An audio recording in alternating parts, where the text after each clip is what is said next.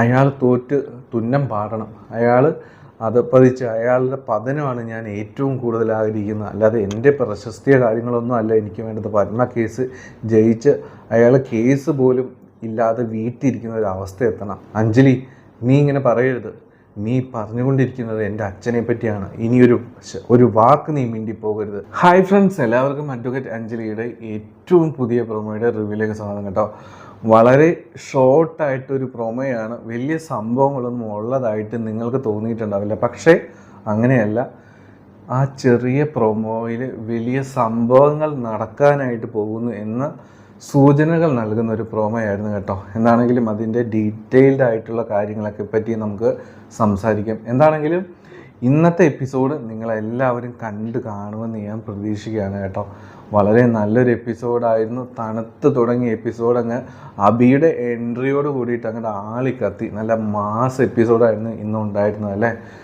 ഇന്ന് അർജുൻ്റെ സംരക്ഷണത്തിന്, അതായത് ഒറ്റപ്പെട്ട് നിൽക്കുന്ന അർജുന് വേണ്ടിയിട്ട് അബി ഇറങ്ങി വരും, സംസാരിക്കും എന്ന് നമ്മൾ ആരും പ്രതീക്ഷിച്ച കാര്യമില്ല. പക്ഷെ അങ്ങനെ നടന്നു. വലിയ പുലി പോലെ വന്ന കുറിപ്പ് വെറും എലിയായി മാറിപ്പോകുന്ന ഒരു സീനാണ് ഇന്നത്തെ എപ്പിസോഡിൽ നമ്മൾ കണ്ട കേട്ടോ. പുള്ളി എന്തൊക്കെയോ ചെയ്യാനും അർജുന് ചവിട്ടി കൂട്ടാനൊക്കെ ആയിട്ട് സത്യത്തിൽ ഇന്ന് ശംഖചക്രത്തിലേക്ക് വന്നത്. പുള്ളി അതുപോലെ ഭ്രാന്ത് പിടിച്ച് നിൽക്കുകയാണ്. കാവ്യാണെങ്കിൽ അവിടെ വീട്ടിൽ കിടന്ന ആകെ സീന്. ഇന്ന് ആദ്യമായിട്ട് കുറിപ്പ് കാവ്യനെ തല്ലുക കൂടി ചെയ്തിട്ടുണ്ട്. അപ്പോൾ ഇതെല്ലാം കൂടി ഓർത്തിട്ട് ആകെ ഭ്രാന്ത് പിടിച്ചിരിക്കുകയാണ് കാവ്യയുടെ കേസ്. അതുപോലെ തന്നെ പത്മ കേസ്. പത്മേനെ പിടിക്കാൻ പറ്റിയിട്ടില്ല, അഞ്ജലിനെ പിടിക്കാൻ പറ്റിയിട്ടില്ല. അങ്ങനെ ആകെ മൊത്തം ഭ്രാന്ത് പിടിച്ചിരിക്കുന്ന ഒരവസ്ഥയിൽ ഈ ദേഷ്യം എല്ലാം കൂടി അർജുൻ്റെ അടുത്തും അതുപോലെ തന്നെ രാഘവനുണ്ണിയുടെ അടുത്തും തീർക്കാൻ വേണ്ടിയിട്ടാണ് ഇന്ന് ഭ്രാന്ത് പിടിച്ചതുപോലെ ഇന്ന് കുറിപ്പ് വന്നിട്ടുണ്ടായിരുന്നത്. ഇന്ന് നമ്മുടെ അർജുൻ്റെ കഴുത്തിന്, അതായത് ഇതിൽ കോളറിലൊക്കെ കയറി പിടിച്ച്, നീ എൻ്റെ മകളെ നിനക്ക് സ്നേഹിക്കാനായിട്ട് പറ്റത്തില്ല, നിനക്ക് അവളെ വേണ്ട, നിനക്ക് താല്പര്യമില്ല എന്ന് വിചാരിച്ചാണ് നീ ഇറങ്ങിപ്പോയതെന്നൊക്കെയാണ് നിൻ്റെ അച്ഛൻ ഇന്നലെ എന്നോട് പറഞ്ഞിട്ടുണ്ടായിരുന്നത്. പക്ഷേ നീ ആ അഞ്ജലിയുടെ അടുത്തേക്കല്ലടാ പോയത്. നീയും അഞ്ജലിയും തമ്മിൽ എന്താണ് ബന്ധം? ഇങ്ങനെയൊക്കെ പറഞ്ഞ് ഈ ഒരു സംഭവം കേൾക്കുമ്പോൾ രാഘവനുണ്ണി ഞെട്ടി നിൽക്കുന്നുണ്ടായിരുന്നു. അപ്പോൾ ഈ ഒരു സമയത്ത് നമ്മുടെ അർജുനെ രക്ഷിക്കാനായിട്ട് ആർക്കും പറ്റുന്നില്ല. ആർക്കും ഈ കുറിപ്പിന് കയറി ഒപ്പോസ് ചെയ്ത് നിൽക്കാനായിട്ട് പറ്റുന്നില്ല. അങ്ങനെയാണ് മുകളിൽ നിന്നും നമ്മുടെ അബി ഇറങ്ങി വരികയും ആരും അർജുനെ തൊടാനായിട്ട് പോകുന്നില്ല. ഇവിടെ അബിയുണ്ട്, അവൻ്റെ ചേട്ടനുണ്ട്. അർജുൻ ന്യായമായ കേസിന് വേണ്ടിയിട്ടാണ് അവിടെ മണ്ഡപത്തിൽ നിന്ന് ഇറങ്ങിപ്പോയത്. അവന് ഇഷ്ടമല്ലാത്ത കല്യാണമാണെന്ന് നിങ്ങളോട് എല്ലാവരോടും പലവട്ടവും പറഞ്ഞതല്ലേ. നിർബന്ധിച്ച് ഒരാളെ കല്യാണം കഴിപ്പിക്കുക എന്നത് വളരെ മോശമായൊരു സംഭവമാണ്. അത് മാത്രമല്ല, അർജുൻ പോയത് അഞ്ജലിയുടെ അടുത്തേക്കൊന്നുമല്ല, അവൻ പോയത് പത്മയെ രക്ഷിക്കാൻ വേണ്ടിയിട്ടാണ്. ഒരു പാവം പെൺകുട്ടിയായ പത്മയെ നിങ്ങളെല്ലാവരും കൂടി ഉപദ്രവിക്കുകയാണ്. അങ്ങനെയാണെന്നുണ്ടെങ്കിൽ ഈ കേസിൽ നിങ്ങൾ തോറ്റുപോകുക തന്നെ വേണം. അങ്ങനെ ആരും അർജുനെ തൊടാൻ പറ്റുമെന്ന് വിചാരിക്കണ്ട. നീ ഇങ്ങോട്ട് വാ അർജുനെ, ഈ ശംഖചക്രത്തിൽ കയറിയിട്ട് ഇനി ആരും തൊടാനായിട്ട് പോകുന്നില്ല. ഇങ്ങനെയൊക്കെ പറഞ്ഞ് അബി നമ്മുടെ അർജുനെ സംരക്ഷിച്ചുകൊണ്ട് മുകളിലേക്ക് പോവുക ചെയ്യും.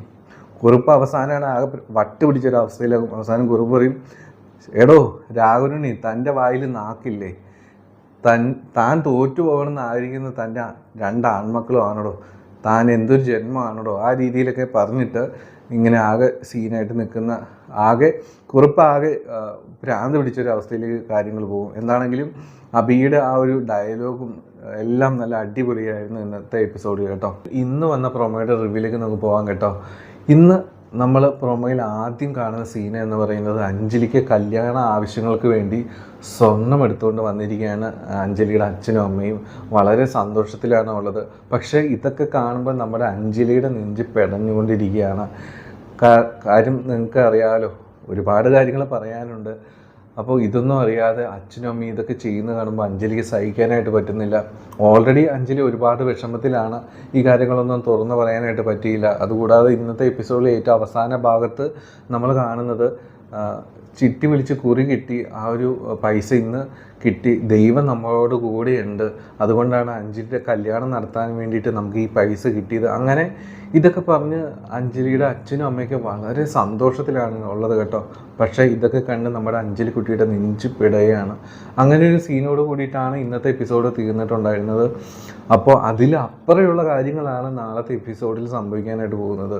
അങ്ങനെ ഈ പൈസ ചിലവായി പോകരുത് എന്നോർത്തിട്ടായിരിക്കും അഞ്ജലിയുടെ അച്ഛനും അമ്മയൊക്കെ കൂടി ഈ സ്വർണം മേടിച്ചു വെക്കുന്നത് കേട്ടോ. അഞ്ജലിയുടെ കല്യാണം ഉടനെ നടത്തണം എന്ന രീതിയിലൊക്കെ. അഞ്ജലിക്ക് വാങ്ങിക്കൊണ്ട് വന്നിരിക്കുന്ന ഈ സ്വർണ്ണമൊക്കെ കാണുമ്പോൾ അഞ്ജലിക്ക് സന്തോഷമല്ല തോന്നുന്നത്.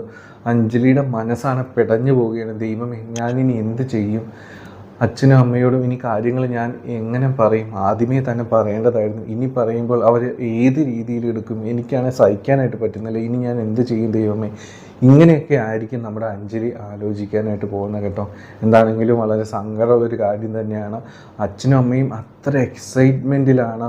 പൈസ കറക്റ്റായിട്ട് കിട്ടി, മാട്രിമോണിയിൽ രജിസ്റ്റർ ചെയ്തു. അങ്ങനെ അഞ്ജലിയുടെ കല്യാണം ഉടൻ തന്നെ നടത്താൻ പറ്റുമെന്ന് ഒരുപാട് സ്വപ്നങ്ങൾ അവർ നെയ്ത് കൂട്ടുകയാണ് കേട്ടോ. ഭയങ്കര കഷ്ടമാണ് അതൊക്കെ കാണുമ്പോൾ. എന്താണെങ്കിലും ഇന്ന് വന്ന പ്രൊമോയിൽ രണ്ടാമത്തെ സീന് അതിലും വലിയ കഷ്ടമാണ് എനിക്ക് തോന്നുന്നത്. കാരണം അത് അർജുന് ഓർത്താണെന്ന് മാത്രം.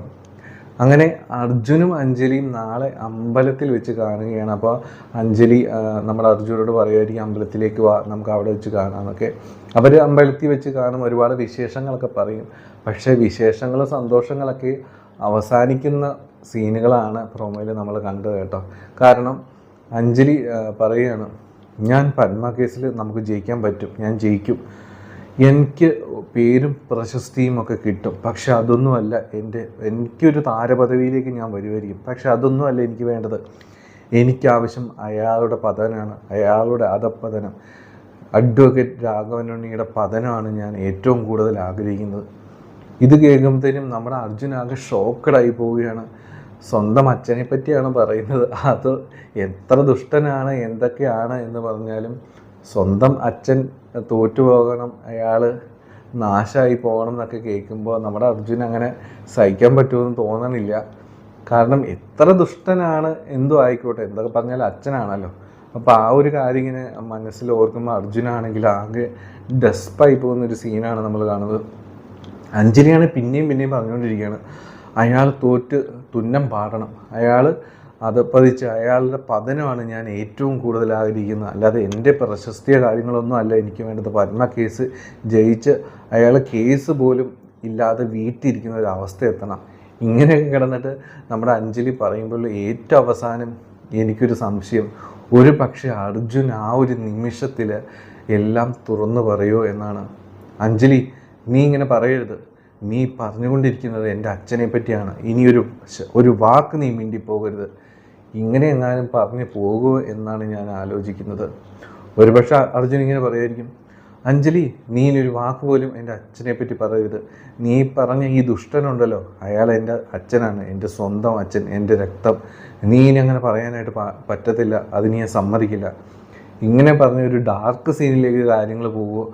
അല്ലെങ്കിൽ വളരെ സോഫ്റ്റായിട്ട് അർജുൻ വിചാരിക്കും കാര്യങ്ങൾ പതുക്കെ തുറന്ന് പറഞ്ഞേക്കാം എന്നൊക്കെ പറഞ്ഞ് അർജുൻ ആക്ച്വലി ആരാണ് എന്നുള്ളൊരു സത്യം ഒരു പക്ഷേ നാളെ അഞ്ജലിയോട് അർജുൻ തുറന്ന് പറയുമോ എന്നാണ് നമ്മൾ ആലോചിക്കുന്നത് കേട്ടോ. എന്താണെങ്കിലും വളരെ ചെറിയൊരു പ്രൊമോയാണെങ്കിലും ഒരുപാട് കാര്യങ്ങൾ സംഭവിക്കാനുള്ളൊരു മരുന്നിനുള്ള ഒരു പ്രൊമോ തന്നെയായിരുന്നു കേട്ടോ. എന്താണെങ്കിലും നാളത്തെ എപ്പിസോഡ് കാത്തിരുന്ന് കാണുക. നമ്മൾ എപ്പിസോഡിൻ്റെ റിവ്യൂസും കാര്യങ്ങളൊക്കെ ഇടുന്നതായിരിക്കും. നമ്മുടെ ചാനൽ ആദ്യമായിട്ട് കാണുന്നവർ ഒന്ന് സബ്സ്ക്രൈബ് ചെയ്ത് സപ്പോർട്ട് ചെയ്യണം കേട്ടോ. അപ്പോൾ എല്ലാവർക്കും നല്ലൊരു ശുഭരാത്രി. Take care. Bye bye.